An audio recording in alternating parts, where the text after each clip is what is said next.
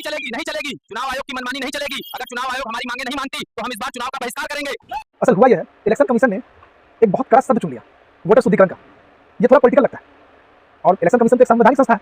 एक संवैधानिक संस्था कोई कार्य करना चाहती है देश में कोई, और उसके लिए एक पॉलिटिकल टाइप का वर्ड चुन लिया, शायद इसीलिए कुछ बहुत बड़ा विवाद होता दिख रहा है।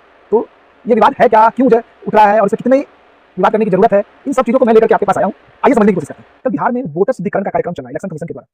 बहुत हंगामा हो रहा है। आपने कई न्यूज चैनल पर सुना होगा कि इलेक्शन कमीशन वोटर शुद्धिकरण के नाम पर कोई कार्यक्रम चला रही है। कहने का मतलब है कि वो नई वोटर लिस्ट बनानी चाहती है। इलेक्शन कमीशन का कहना यह है कि पुरानी वोटर लिस्ट में बहुत सारी त्रुटियां हैं, बहुत सारी घुसपैठियां घुसा हैं, जिससे बिहार का वोटर लिस्ट जो है वो सही नहीं माना जा सकता, इसलिए उसको सुधारा जाना है। और इलेक्शन कमीशन ने उसका नाम दिया वोटर शुद्धिकरण, और विपक्ष इस पर हंगामा कर रहा है। तो आइए समझते हैं ये वोटर शुद्धिकरण होने पर विपक्ष हंगामा कर रहा है, उसकी वजह क्या है और वोटर शुद्धिकरण होने की जरूरत है या नहीं, इसको समझने की कोशिश करते हैं। तो अभी जो मतदाता सूची है उसमें कुछ ऐसा नहीं है जिससे कि बदलाव या हो जाए जिससे सत्ता पक्ष को फायदा और विपक्ष को नुकसान हो जाए। क्योंकि जो साल भर पहले जो लोकसभा चुनाव हुए थे इसी पुरानी वोटर लिस्ट पर, उसमें एनडीए को 30 सीट बिहार में आई थी और आरजेडी को 4। इसी तरह आप पिछले कुछ विधानसभा और लोकसभा चुनाव का रिजल्ट देखें तो इससे कतई नहीं लगता कि इसमें बदलाव या सुधार होने पर सत्ता पक्ष को फायदा और विपक्ष को नुकसान हो जाए। तो ये हंगामा क्यों है? तो अब सवाल उठता है हंगामा हो क्यों रहा? तो इलेक्शन जो है ना, या यूं कहें पॉलिटिक्स, ये 3 चीजों पर टिका है। Propaganda, perception and narrative. इसी आधार पर चुनाव लड़े जाते हैं, चुनाव जीते जाते हैं या चुनाव हारे जाते हैं।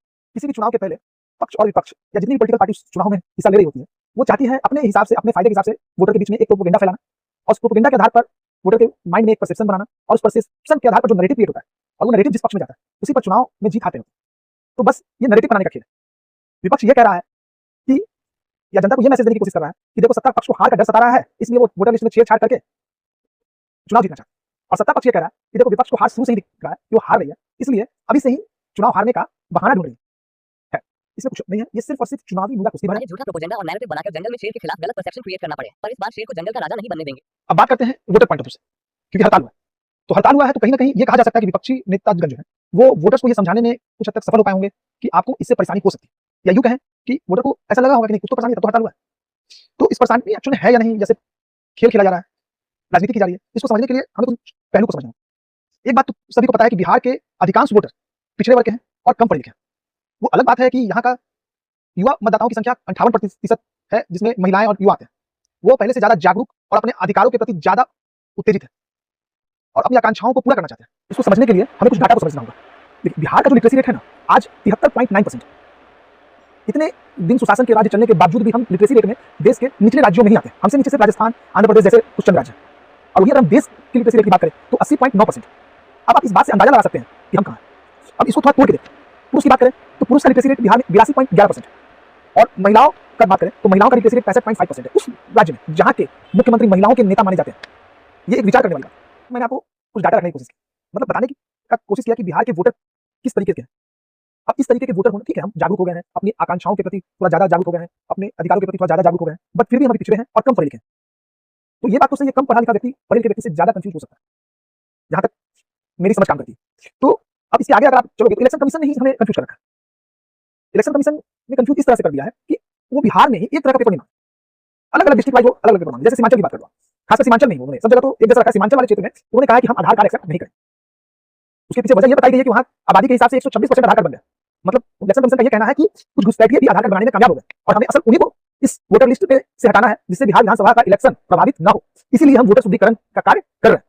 उसी से संबंधित कुछ दिन पहले इलेक्शन कमीशन ने बयान दिया था कि हम सिर्फ बिहार तक नहीं रुकेंगे, हम बंगाल और झारखंड में भी इस पर कार्य करेंगे। मतलब जो भी बॉर्डर से सटे राज्य जहां पर घुसपैठ होने की उम्मीद है वहां पर हम वोटर शुद्धिकरण का कार्य करेंगे। मतलब अभी बिहार हो रहा है, फिर 26 में बंगाल भी हो। इस वजह से पब्लिक के बीच में मतलब कंफ्यूजन आ गया। अब आते बिहार तो पब्लिक कंफ्यूज हो गई है कि भैया और जगह तो मांग रहे हो यार, आधार कार्ड भी लेंगे, ये भी लेंगे, वो भी लेंगे, और सीमांचल में आप बोलो आधार कार्ड नहीं लेंगे। और रही सही कसर हमारे विपक्ष के नेता पूरी कर रहे हैं, उन्हें और बदला करके। और मैं जो लिटरेसी रेट की बात मैं आपसे कर रहा था, आप सीमांचल में अगर जाओगे तो लिटरेसी रेट 73.9 से घटकर और नीचे आ रही है। अब आप खुद सोच सकते हो कि वहां के लोग कितने कंफ्यूज हों। तो यहाँ पर इलेक्शन कमीशन को ये चाहिए कि भैया कुछ ऐसा स्टेटमेंट दे, क्योंकि उसके स्टेटमेंट भी पिछले कुछ दिनों में कई बार बदले। एक नोटिफिकेशन निकाले और क्लियर करे कि भैया आप सीमांचल में, मैं चूंकि ये रीजन है इस वजह से सीमांचल में आधार कार्ड नहीं, आप ये पेपर दो, बाकी जगह में ये पेपर में से किसी को ये 2 या 3 आप दोगे, मैं आपको वोटर लिस्ट में आपका नागरिक मांगूंगा। और एक बात मैं और बताता चलूं आपको, हमें ज्यादा कंफ्यूज होने की जरूरत भी नहीं, क्योंकि 2003 के बाद वालों में शायद जो नागरिक जुटे हैं उसमें ये ज्यादा उनको ज्यादा प्रूफ करने की जरूरत है। हमारे एंसेस्टर्स अगर 2003 के बाद हमारा बर्थ हुआ है, हमारे एंसेस्टर्स पहले से इस देश के नागरिक है तो हम हैं, हमें प्रूफ करने की जरूरत नहीं। जो जिनके एंसेस्टर 2003 के पहले भी बिहार के मतलब देश के नागरिक थे। असल चोट चुनाव आयोग का 2003 वाले के बाद पर, जो अगर आपका 2003 के बाद वोटर लिस्ट में नाम जुटा है तो, और खासकर आपके एंसेस्टर 2003 के पहले भारत के नागरिक नहीं थे या क्या एंसेस्टर भारत के नागरिक है ही नहीं, तो आपको ये पेपर देना होगा और नहीं दे सकते तो आप बिहार के नागरिक नहीं हो। तो इलेक्शन कमीशन ने तो खैर कंफ्यूज कर ही दिया, लेकिन एक जागरूक नागरिक होने के नाते, जो मैंने पहले कहा कि हम बिहारी पहले से ज्यादा जागरूक हो गए, तो हम एक जागरूक नागरिक होने के नाते हमें इलेक्शन कमीशन के कंफ्यूजन वाली बातों को इग्नोर करते हुए असल सच्चाई पर चीजों को रखकर समझना होगा। और कुछ चंद न्यूज चैनल और कुछ चंद विपक्ष पार्टी जो हमें बदलाने की कोशिश कर रही है, उनकी बातों में बदलाए बिना हकीकत के धरातल पर क्या है उसको जांच के, परख के और स्पष्ट निर्णय लेकर के हमें आगे बढ़ना होगा। पैनिक होने की जरूरत नहीं। अब वो एक अलग बात है कि घुसपैठियों के आधार कार्ड बने कैसे, वो एक अलग विषय है बहस का, जांच का, अभी हमें उसमें नहीं पड़े। खैर, अब आते हैं, मामला सुना है मैंने सुप्रीम कोर्ट में गया, और सुप्रीम कोर्ट ने कोई स्पष्टता अभी नहीं दिखाई इस मुद्दे पर, सिर्फ सुझाव देकर के मामला को 28 जुलाई तक टाल दिया। अब कहने का मतलब पूरी तरह से गेंद इलेक्शन कमीशन के हाथ में है। अब देखना यह है कि 1 सितंबर तक कितने % वोटर अपना नाम वोटर लिस्ट में जुड़वा पाते हैं, और अगर ये संख्या ज्यादा बढ़ जाती है या बहुत ज्यादा लोग नहीं जुड़वा पाते, तब एक अलग तरह का खेल शुरू होगा। चुनाव है, विपक्षी तो छोड़ेंगे नहीं, चाहे वो इलेक्शन कमीशन हो या कोई भी, सीआईडी को नहीं छोड़ा, इलेक्शन कमीशन किसके मुड़ी है, और इलेक्शन कमीशन की मां बहन तो विपक्षी पिछले 10 सालों से करके ही आए हैं, ईवीएम पर सवाल उठा करके। तो खैर, हमें इन चीजों को समझने की, आगे बढ़ने की जरूरत है, और 28 जुलाई का खैर वेट करिए, उस दिन सुप्रीम कोर्ट क्या कहती है, और असल वेट करना 1 सितंबर का। तब तक जय हिंद, जय Bharat. If you want alcohol, if you want to have fun in the jungle, then vote for Lalu's son this time. Lalu Yadav Zindabad.